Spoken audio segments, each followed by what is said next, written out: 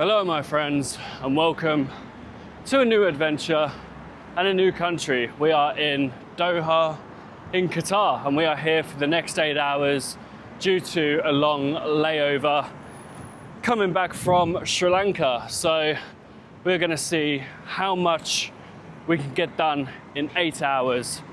Looks quite an interesting place, seems to have lots of history but also lots of modernization. So join us as we spend the next 8 hours in Doha, Qatar. Let's get it. So we're starting our little exploration in Qatar in a place called the Palm Island. Pearl. The Pearl Island. There we go, making a mistake already. Which seems to be the more modern side of Qatar, judging by walking around already.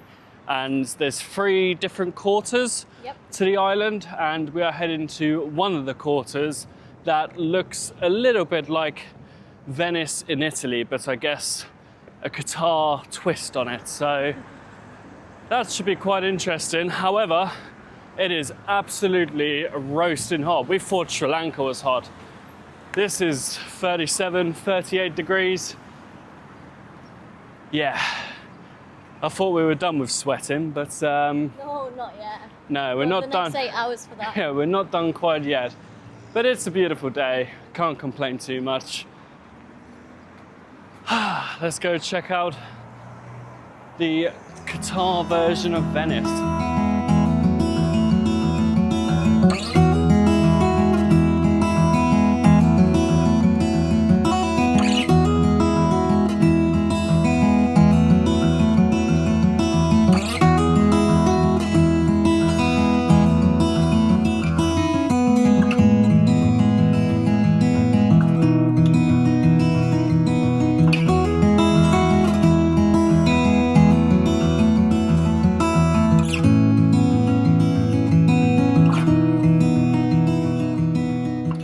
So here we are in Venice.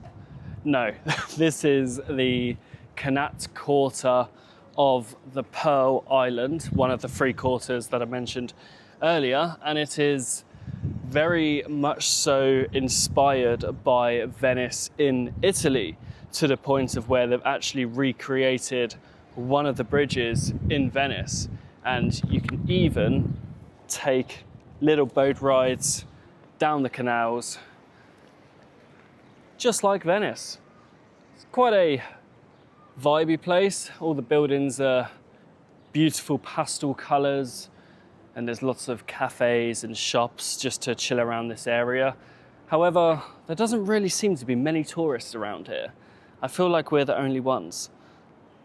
Yeah, I haven't seen any.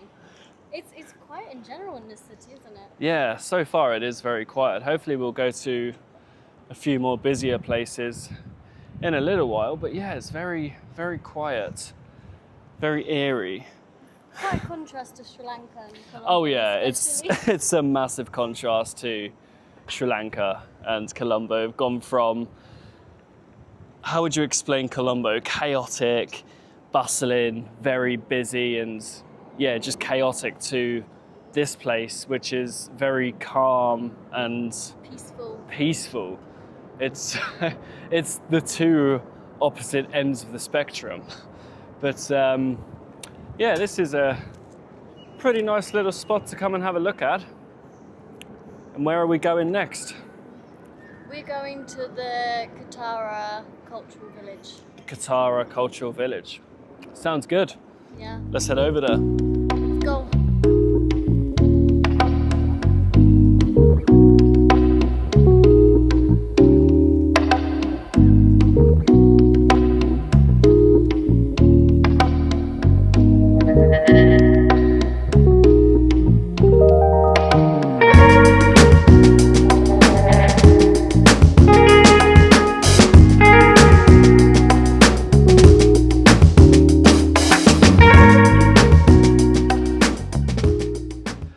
So here we are at the Qatar Cultural Village, where you can see some traditional Islamic architecture alongside some modern amenities. Around the village, you can find things such as art galleries, museums, and even its very own amphitheatre. Are you not entertained? I wish we had a little bit more time to go on one of the free guided tours of this cultural village, just to learn a little bit more about the history of this place. But as you have gathered by now, we only have 8 hours here in Doha, so we must quickly move on to the next place.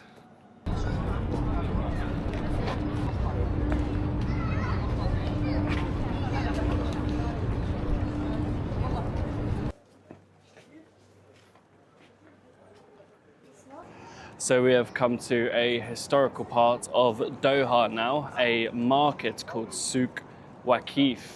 And this market originated around 250 years ago, where people would sell all their wares like clothing, wood, cinnamon, spices, all kinds of things. And the English translation for Souq Waqif is basically stand-in market, because that's what they'd done 250 years ago. They were standing whilst trying to sell their goods, trying to make a few quid. So there you go, a little bit of a fun fact for you. Souq Waqif basically translates to stand-in market. So let's go check out this market and see if anyone still stands while selling their goods, but also what kind of things they are selling.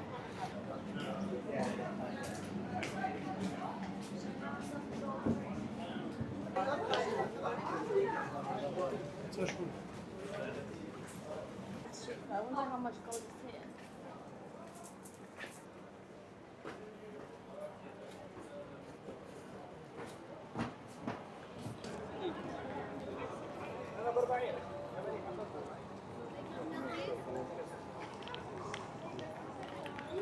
Now I know why the rest of Doha was so quiet. They're all here at the Souq Waqif market. This place is rammed.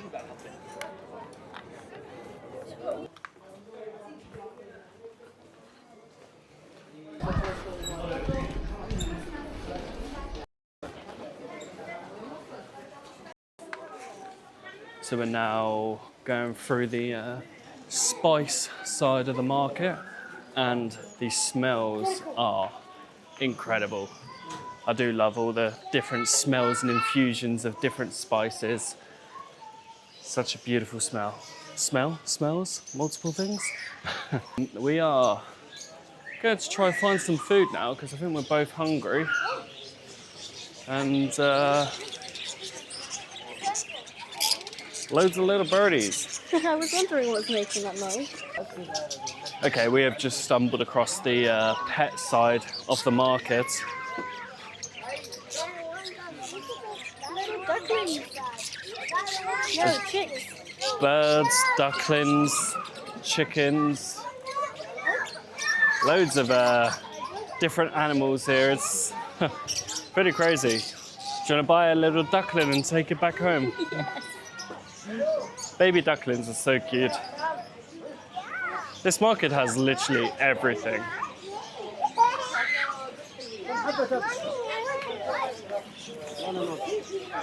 Okay, so we have come into this Qatari cuisine, and apparently mashboush is the traditional Qatari dish. So we're gonna give it a go and see how it tastes. I think we're gonna go for a lamb mashboush.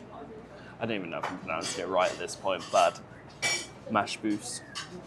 It sounds pretty good, so we're gonna give it a go. Of course we'll give it a go. Okay, our mashboush has arrived.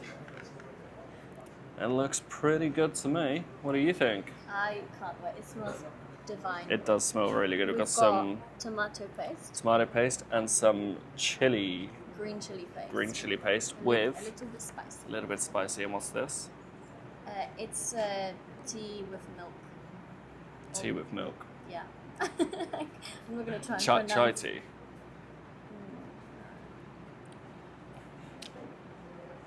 Just milky tea. Milky tea. We're gonna give this match boosh, traditional No, match boost. match boost, Yes. match boosh a go. I hate pronouncing things. Let's give it a go and see what it tastes like. First time trying Qatari cuisine. Mash boosh.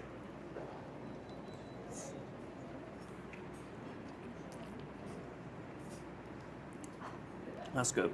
Is it good? That's really good. Spicy. No. How's the lamb? Lamb is wonderful. Liv's turn trying the my match turn. boost. And I'm being brave. I'm gonna try the green chili sauce. Yeah, I Yeah? guess so. Apparently it's I might very regret spicy. this. No, he said a little spicy. I really like the rice. Rice is Yeah. good, right? That's not spicy. No? No.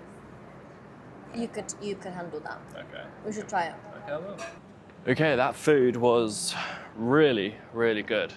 And a big plus to that restaurant is that it was just purely local. We were the only two tourists in there, and the food, yeah, was really good. And as you could tell, it is dark right now. It's about 8 o'clock at night, and it's still 36 degrees, which is absolutely disgusting. But the show must go on. We must try and squeeze in a few more locations to go and visit.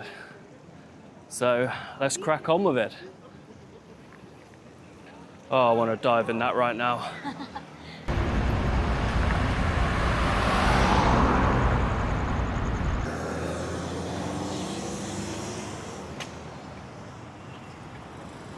That's it.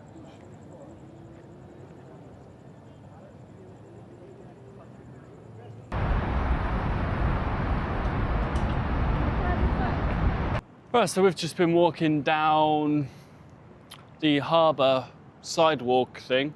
Absolute stunning walk. And we've come to this flag square. And I think these are all the countries that were representing in the 2022 Qatar World Cup. So we are trying to find the English flag and the Polish flag. We found the Sri Lankan flag straight away, but we will see. We found the Union Jack. It's not quite England, but I think it's probably going to be the closest as we get. Now to try and find Poland. There we go. And that one is Poland. We have found Poland and, I say England, but the United Kingdom. This is a pretty cool little place. It looks so cool at night as well.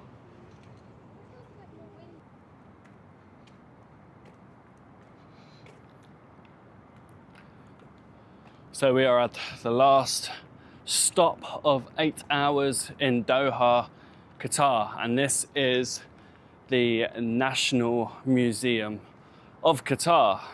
And as you could tell, it is closed, so we cannot go inside, but the design of this building, the architecture, is indeed beautiful and worth even just walking here to take a couple of photos. But yeah, that was a hard day. That was a hard day, 40-degree heat, trying to see as many sights as we can.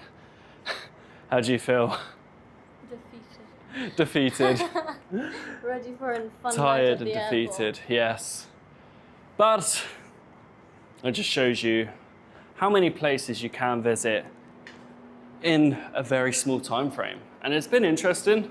Been some places that I've liked, some places that I haven't liked as much.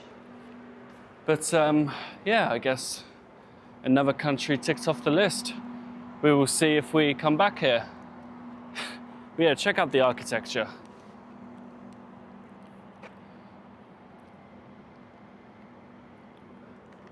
Very interesting, very beautiful. but I'm tired, my legs hurt, and I'm signing out. Thank you very much for watching. I'll see you in the next adventure. Peace out.